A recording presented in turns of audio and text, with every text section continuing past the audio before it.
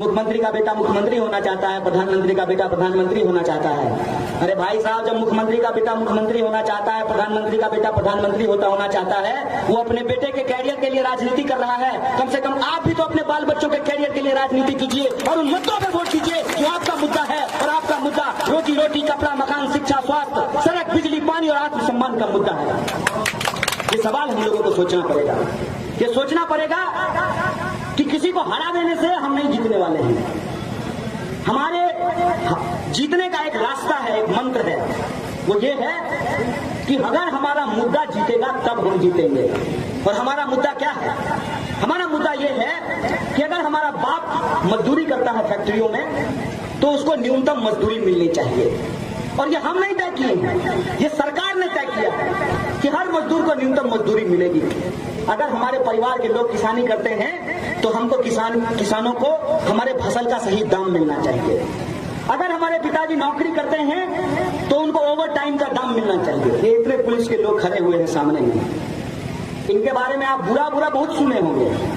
इनके बारे में आप सुने होंगे कि ये लोग जो है 10 रुपया 20 रुपया रात को ट्रक से वसूलते हैं, ये सुने होंगे। ये नहीं सुने होंगे कि ये किन परिस्थितियों में नौकरी करते हैं, इनको वर्दी का कितना रुपया दिया जाता है।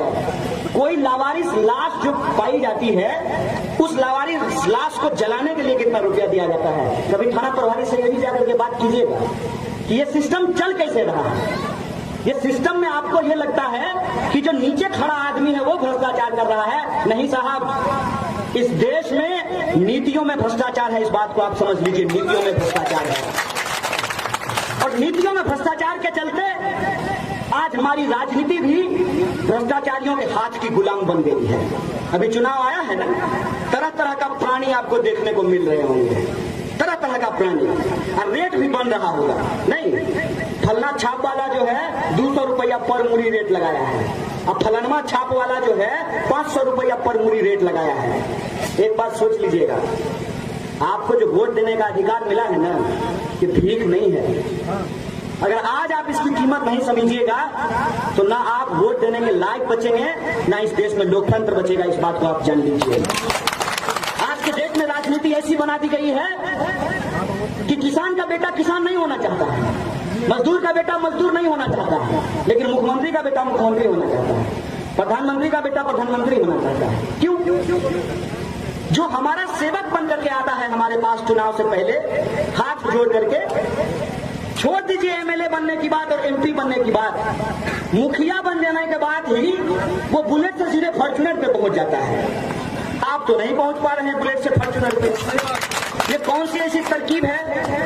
आपके पास तो ये तरकीब नहीं है। नोटबंदी के बाद इस देश में उद्योग धंधों को नुकसान हुआ और अमित शाह के बेटे को 16,000 गुना मुनाफा हुआ। ये मंत्र देश को बता देते, देश की बाकी जनता भी अपना मुनाफा करा लेती है, क्योंकि आपका ही खून चूस करके उनका तिजोरी भरा जाता है जनाब। इसीलिए मंत्र जो है आपको नहीं सिखाया जा सकता है। घोड़ा घास से दोस्ती कर लेगा तो खाएगा क्या? नेता अगर सच बोल देगा, जनता को सच बता देगा तो फिर ठगेगा किसको, बेवकूफ किसको बनाएगा।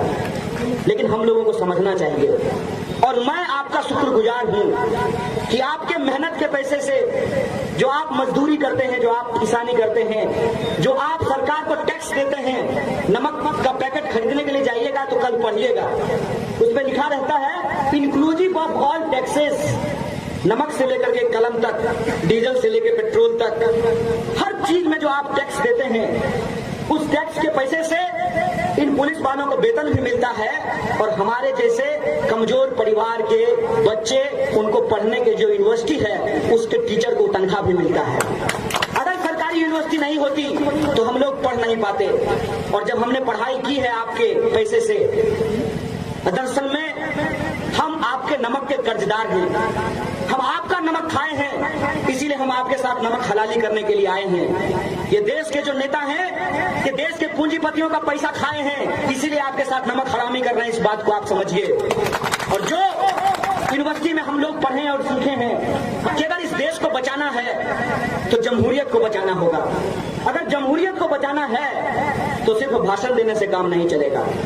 दिल्ली और बंबई का जो आराम तलब जिंदगी है, उस आराम तलब जिंदगी को छोड़कर बिहार की सड़कों में, गलियों में, कूचों में घूमकर जो हमारी माँ बहनों की समस्याएं हैं, जो हमारे बड़े बुजुर्गों की समस्याएं हैं, जो हमारे नौजवानों का सवाल है, उन सवालों पे हमको एकजुट होना पड़ेगा और याद रखना पड़ेगा कि दुनिया में जब भी कोई तानाशाही व्यवस्था आती है तो वो सिर्फ चुनावों से नहीं हारती है। जनता सड़कों पे निकल करके कहती है सिंहासन खाली करो की जनता आती है। इन मूल्यों के साथ सामाजिक आंदोलन करने का जरूरत पड़ता है, राजनीतिक चेतना को आगे बढ़ाने का जरूरत पड़ता है। के लिए सही राजनीति की शुरुआत कैसे हो, किस तरीके से उसको आगे बढ़ाया जाए, किस तरीके से धन बल और बाहुबल ने हमारे लोकतंत्र को अपने घर की और तिजोरी के जो गिरवी बना रखी है, उससे इस लोकतंत्र को मुक्त कैसे कराया जाए। हमको जो आजादी मिली है, अभी कुछ देर पहले हमारे साथी कह रहे थे हमें चाहिए आजादी।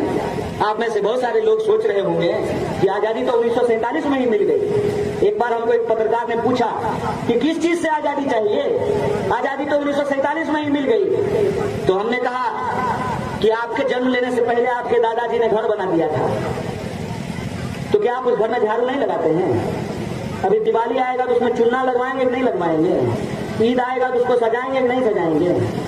बाप दादा घर बना करके चले गए तो उसमें झाड़ू ना लगाएं। 1947 में जो आजादी मिल गई, तो क्या उस आजादी को बचाने के लिए देश में जो बची खुची गुलामी है उसके खिलाफ आवाज बुलंद करें कि नहीं बुलंद करें? तो जो आजादी हमको मिली है, उस आजादी को बचाने के लिए जो समाज में बची खुची गुलामी है, उस गुलामी को हराने के लिए हमको आजादी का तराना गाना पड़ेगा और इस मानसिकता से बाहर निकलनी पड़ेगी कि हमारा काम कोई और करेगा। इसीलिए हमने कहा कि ना हम नेता हैं ना रहनुमा हैं, आपकी इस लड़ाई में हम आपके साझीदार हैं, कंधा से कंधा मिला करके आपके साथ चलना चाहते हैं, क्योंकि जो आप झेलते हैं वही हम भी झेल रहे हैं और हम नहीं चाहते हैं कि जो आपने झेला वही आपकी आने वाली पीढ़ी झेले। जो संविधान का सपना है कि हम भारत के लोग भारत को एक प्रभुत्व संपन्न, समाजवादी, धर्मनिरपेक्ष, लोकतांत्रिक गणराज्य बनाने के लिए, इन मूल्यों के लिए, इन मानकों के लिए, इन प्रतिमानों के लिए हम संघर्ष करें। और हमने इतिहास में ये पढ़ा है और हमने ये सीखा है कि जब जब ईमानदारी से कोई लड़ाई लड़ी जाती है तो वो लड़ाई हर हाल में जीती जाती है। इसी आत्मविश्वास के साथ आप लोगों से आपकी दुआ के लिए, आशीर्वाद लेने के लिए आए हैं। और हम जानते हैं कि हमारी लड़ाई और हमारी क्षमता छोटी है। एक कहानी बता करके अपनी बात मैं खत्म कर दूंगा। एक बार एक जंगल में आग लगी, बड़े बड़े जानवर खड़ा होकर के तमाशा देख रहे थे। एक कोयल अपनी छोटी सी चोंच में पानी भर करके उस आग को बुझाने की कोशिश कर रही थी। बड़े बड़े जानवर उस पर हंसते हुए कहा कि तुम्हारी छोटी चोंच से यह आग बुझने वाली नहीं है। कोयल ने कहा आग तो जरूर बुझेगी, कोई ऐसी आग नहीं है जो लगती है तो बुझती नहीं है, कोई ऐसा नशा नहीं है जो चढ़ता है तो उतरता नहीं है, कोई ऐसा सूरज नहीं है जो निकलता है तो ढलता नहीं है। ये आग तो बुझेगी, लेकिन याद रखना तुम्हारा नाम आग लिखाने वालों में और हमारा नाम आग बुझाने वालों में लिखा जाएगा। आज समाज में जो नफरत की आग है, अपनी छोटी ताकत से हम इसको बुझाने की कोशिश कर रहे हैं, क्योंकि हमारे पास खोने के लिए कुछ नहीं है और जीतने के लिए आप तमाम आम आवाम का दिल है। हम आपकी दुआ चाहते हैं, आपका दिल से आशीर्वाद चाहते हैं। पूरे देश को एक संदेशा जाए कि हम पढ़े लिखे नौजवान के साथ खड़े होंगे, हम ऐसे नौजवान के साथ खड़े होंगे जो पैसे पे बिकेगा नहीं, जो ईडी और सीबीआई से डरेगा नहीं, जिसको जेल से डर नहीं लगता है, जिसको गोलियों से डर नहीं लगता है। वो साहस के साथ इस सत्ता के सामने आंख से आंख मिला करके खड़ा हो और न्याय के पक्ष में, बराबरी के पक्ष में, संवैधानिक मूल्यों के पक्ष में आप तमाम आम आवाम के लिए और इस बात के लिए कि किसान को किसानी का दाम, मजदूर को मजदूरी का दाम, सबको शिक्षा, सबको काम, हिंदू हो मुसलमान, सबको मिले बराबर का आत्मसम्मान, इन मुद्दों के साथ खड़े होइए। मुख्यमंत्री का बेटा मुख्यमंत्री होना चाहता है, प्रधानमंत्री का बेटा प्रधानमंत्री होना चाहता है। अरे भाई साहब, जब मुख्यमंत्री का बेटा मुख्यमंत्री होना चाहता है, प्रधानमंत्री का बेटा प्रधानमंत्री होना चाहता है, वो अपने बेटे के कैरियर के लिए राजनीति कर रहा है। कम से कम आप भी तो अपने बाल बच्चों के कैरियर के लिए राजनीति कीजिए और उन मुद्दों पर वोट कीजिए जो आपका मुद्दा है। और आपका मुद्दा रोजी रोटी, कपड़ा, मकान, शिक्षा, स्वास्थ्य, सड़क, बिजली, पानी और आत्मसम्मान का मुद्दा है। ये सवाल हम लोगों को सोचना पड़ेगा।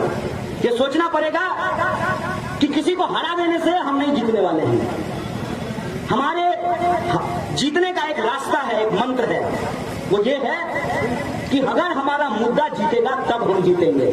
और हमारा मुद्दा क्या है? हमारा मुद्दा ये है कि अगर हमारा बाप मजदूरी करता है फैक्ट्रियों में तो उसको न्यूनतम मजदूरी मिलनी चाहिए। और ये हम नहीं तय किए, ये सरकार ने तय किया कि हर मजदूर को न्यूनतम मजदूरी मिलेगी। अगर हमारे परिवार के लोग किसानी करते हैं तो हमको किसानों को हमारे फसल का सही दाम मिलना चाहिए। अगर हमारे पिताजी नौकरी करते हैं तो उनको ओवर टाइम का दाम मिलना चाहिए। ये इतने पुलिस के लोग खड़े हुए हैं सामने में।